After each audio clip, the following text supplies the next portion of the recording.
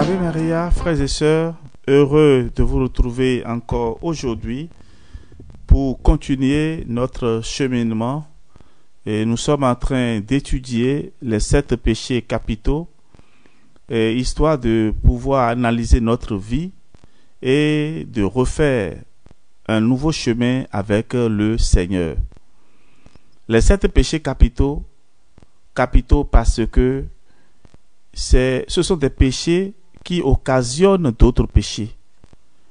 Nous avons commencé à parler hier de l'avarice et comme promis, nous allons continuer aujourd'hui.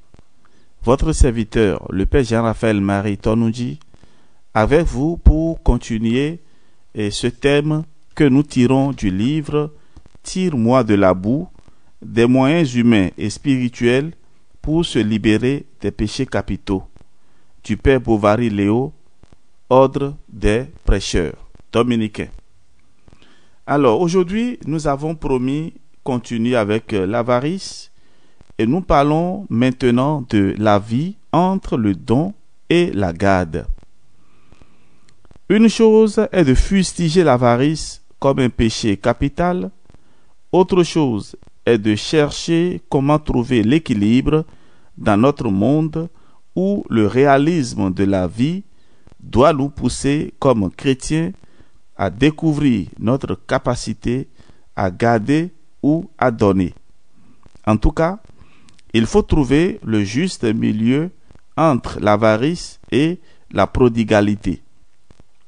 Une maxime chrétienne dit « Qui donne aux pauvres prête à Dieu ». Qui est pauvre et qui ne l'est pas? La question reste entière. Pour avoir de l'argent, on use de tous les moyens et il devient parfois difficile de cerner le véritable pauvre. On se fait passer pour un pauvre qui manque de tout alors qu'on dispose de tout et cherche à dépouiller ceux qui ont peu. Il faut à tous égards éviter que ceux qui ont peu et qui donnent tout soient dans la situation où ils n'auront plus rien à donner à ceux qui ont tout et qui en veulent plus. Voilà la situation dans laquelle nous mettent ceux qui sont toujours en train de feindre d'être pauvres alors qu'en réalité ils ne le sont pas. Entre l'avarice et la prodigalité, le chrétien se doit de développer une attitude qui puisse l'aider à mieux vivre avec les autres. On peut éviter de sombrer dans l'avarice en appliquant une saine gestion comme celle d'un bon père de famille qui sait que s'il donne tout, il se mettra lui-même en danger dans un avenir proche. Le prévoyant est celui qui est dans la sagesse par rapport à l'avenir. Il se projette dans ses lendemains et agit en sorte que ces lendemains soient sécurisants pour lui. Il y a des personnes qui, pour éviter d'être traînées d'avares, donnent tout le peu qu'elles ont. C'est de la prodigalité. Il faut être soi-même et être quelquefois en retrait par rapport à la toute-puissance consommatrice de notre société. Cette notion de l'économie peut nous aider à nous éloigner autant de l'avarice que de la prodigalité. Je m'explique. L'avarice entasse, non pour consommer, non pour reproduire, mais pour entasser. Cette attitude est honteuse. À l'opposé, on trouve ceux qui ont, qui donnent tout et qui ne restent avec rien. Nous devons faire montre de sagesse. Il ne faut pas que ceux qui n'ont rien donnent tout. On le sait maintenant et cela n'est plus un secret pour personne. Ceux qui ont tout veulent encore plus. Peut-on imaginer qu'il arrive un jour que ceux qui n'ont rien s'entendent avec ceux qui ont tout et qui en veulent encore plus? Ce serait certainement la fin du capitalisme. N'osons pas rêver pour le moment, bien que tout soit possible. Cela pourrait arriver quand ceux qui ont tout cesseraient d'être jaloux du peu dont ceux qui n'ont pratiquement rien disposent. Face à la question de l'avarice, le réel problème dans nos sociétés est que ceux qui n'ont rien donnent tout et ceux qui ont tout veulent encore plus et cherchent à dépouiller ceux qui n'ont rien. Moralité de cette histoire, la richesse comme la pauvreté est grégaire. L'avarice peut s'expliquer par l'angoisse de manquer de quelque chose ou tout simplement le fait d'aimer profondément l'argent, celui-ci pouvant être considéré comme signe de pouvoir, de domination et d'invincibilité. En accumulant ces richesses, l'avare se sent protégé en sécurité. En conséquence, il cherche à accumuler pour acquérir toujours plus, de façon exagérée et égoïste. Dans la pièce L'avare du grand auteur Molière, le personnage d'Harpagon est une illustration que je trouve parfaite de l'avarice. Il est tout près de ses sous, il amasse précieusement tout ce qu'il gagne. Il est strict dans toutes ses dépenses. Il redoute la moindre sortie d'argent. Il est bien plus que certains économes qu'on rencontre dans certaines maisons de formation. En vous observant bien au quartier, dans vos différentes familles, ce héros de Molière vous rappelle sûrement quelqu'un que vous connaissez bien. Pourquoi pas vous-même? Alors, frères et sœurs, il y a dans nos familles, et surtout dans les milieux professionnels, des personnes qui, systématiquement, ne retrouvent plus leur porte-monnaie au moment de payer l'addition au restaurant. Ce qui est embêtant, c'est que cela arrive toujours au moment où il faut régler l'addition. À un certain moment, on ne sait quoi faire face à ces chiches personnes aux ongles crochus comme la main du singe. Faut-il les éviter pendant la pause? Manquerait-on là un devoir de charité? Bien sûr que non. C'est plutôt ces avares qui ne finissent pas d'être profiteurs. Que vous soyez le plus généreux de votre entreprise, cela vous met hors de vous parce que leur refus de payer cache rarement un compte en banque vide. Bien au contraire. À côté de ses collègues mal intentionnés ou simplement profiteurs, se trouvent certaines profiteuses qui n'ont jamais offert, mais sont les premières à pousser les pauvres garçons à leur offrir de l'argent, même s'ils ont le même salaire. Une employée de maison racontait son calvaire avec sa patronne. Madame montre un genre d'avarice très bizarre et vraiment inattendu. Elle me réclame toujours le reliquat, même pour 25 francs. Elle veut économiser sur tout.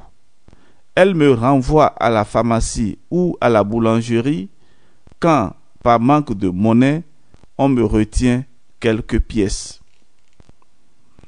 Voyons à présent les effets ou les manifestations de l'avarice. L'avarice est une passion vile. Comment s'explique ce comportement? L'avare est une personne qui aime profondément l'argent. Il entretient avec l'argent une relation très forte. Comme l'argent est signe de pouvoir, de domination et d'invincibilité, l'avare pense être protégé en accumulant. La conséquence est que l'avare souffre sérieusement d'un manque d'affection. L'avarice peut détruire celui qui en souffre. L'avare est une personne qui est assez mal perçu en société. On ne voit en lui qu'un éternel profiteur. Il lui est difficile d'établir une vraie relation d'amitié qui soit basée avant tout sur le partage. L'avare est un membre isolé de la famille et de la société. Il n'a pas d'amis, à peine a-t-il des besoins et l'humanité n'existe pas pour lui. Alors, frères et sœurs, si vous vivez à la maison avec un avare, un radin, un pingre, sachez qu'il n'est pas un monstre d'égoïsme. Son mal est bien curable.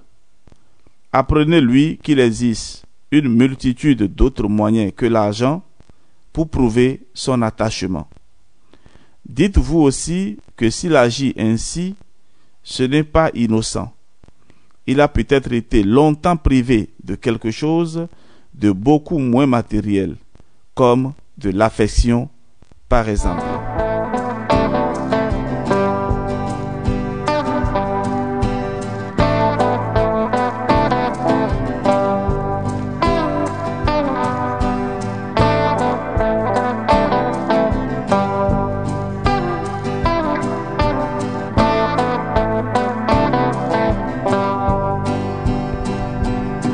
En conclusion, nous allons parler maintenant du remède contre l'avarice. Rousseau recommande dans son ouvrage L'Émile, ne faites donc pas comme l'avare qui perd beaucoup pour ne vouloir rien perdre. Si vous avez un enfant avare, rassurez-le en lui disant qu'il n'aura pas de besoins fondamentaux et que vous, parents, serez là pour assurer sa sécurité matérielle et affective. Si vous avez dans votre entourage un infatigable radin, vous pourrez toujours essayer de faire la grève du porte-monnaie quand l'addition arrive, ou trouver d'autres moyens que les sous pour partager. C'est à vous d'être ingénieux pour qu'au final, vous ne soyez pas toujours perdant. Dans tous les cas, tâchez de faire en sorte que l'argent ne prenne pas trop d'importance dans vos relations. Misez plutôt sur l'affectif. C'est un moyen soft d'amener l'avare à se dessaisir de la richesse. À présent, nous allons nous concentrer. Chacun de nous est certainement concerné par ce thème que nous avons développé aujourd'hui. Nous allons faire la prière pour se libérer de l'avarice. Si vous êtes concerné, je vous demande tout simplement de réciter ou bien de répéter après moi cette prière, ou après de chercher à intérioriser cette prière pour pouvoir aller de l'avant et changer donc de vie. Au nom du Père et du Fils et du Saint-Esprit. Amen. Seigneur Jésus, sauve l'humanité de la terrible maladie de l'avarice, qui ne peut guérir par le seul effort de notre volonté. Fais qu'après en avoir pris conscience, analyser nous-mêmes les symptômes, nous puissions vouloir en guérir. Nous le savons, la guérison de l'avarice, comme maladie du désir immodéré des richesses qui obsèdent notre imagination et notre pensée, ne peut s'obtenir que par ta lumière. L'avarice a trouvé en nos cœurs le milieu favorable pour sa persistance et sa croissance. En ta bienveillance, ôte l'enveloppe si épaisse qui enténèbre nos cœurs, par l'attachement au bien extérieur, l'étroitesse et la dureté de cœur. Que ta lumière, Seigneur, nous aide à trouver les meilleurs remèdes à l'avarice. Qu'elle pèse l'épaisseur des ténèbres dans nos cœurs, pour que nous puissions vaincre l'aveuglement derrière lequel se cache l'avarice. Nous tournons vers toi notre regard. Éclaire-nous par tes exemples extrêmement forts que tu nous as donnés au cours de ta vie terrestre. Ta naissance, ta vie cachée et publique, ta passion et ta mort. Ô Jésus, le roi des rois et le Seigneur des seigneurs, toi à qui tout appartient, créateur du monde, tu as voulu vivre dans le détachement. Dans ta pauvreté, tu n'avais même pas une pierre où reposer la tête. Donne-nous le courage de te regarder si humble et pauvre, avec le désir de t'aimer et de nous compter parmi tes disciples. Ta vie est un remède à l'avarice et à toutes les formes de cupidité. Enseigne-nous le bon usage de nos richesses, la prudence supérieure qui consiste à se servir des biens matériels dont on est pourvu pour soulager la misère d'autrui.